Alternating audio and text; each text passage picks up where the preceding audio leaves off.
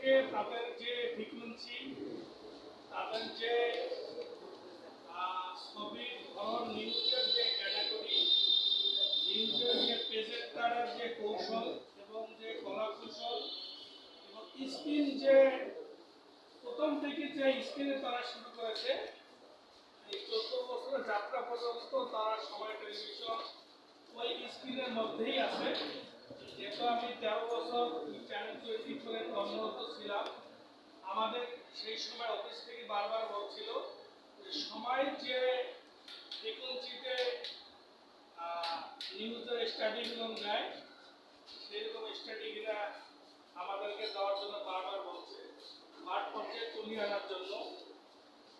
এমন নিউজ যে অথবা আমরা যখন চ্যানেল 24 এই নিউজগুলা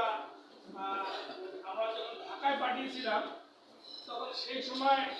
নিউজগুলো অনিয়ার হয়নি, কিন্তু একই নিউজ দেখা যাচ্ছে যে সময় তাদের মেধা কৌশল দিয়ে এবং টিভির স্ক্রিনটাকে তুলে আনার জন্য তারা যেভাবে কলা কৌশলীদের বুদ্ধিতে তারা যে সময় যে নিউজটা যে যে প্যাকেজ উপ যে উপস্থাপন করে এবং প্রেজেন্টারের সময় টেলিভিশনের প্রেজেন্টারের যে ধরন, চাহনি, এই চাহনি দর্শককে কেড়ে নেওয়ার কারণে সময় টেলিভিশনে সবসময় আমাদের টেলিভিশন জগতে 1 নম্বর টেলিভিশন ছিল সময় টেলিভিশন। সময় টেলিভিশন যাত্রার যে ধারা আছে, 14 বছরও যাত্রা করবে একই ধারায় তারা তাদের নিউজের ধরন ভালো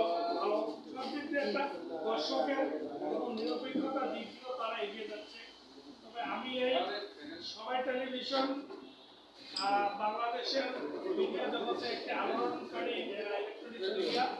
এই সময় টেলিভিশনটা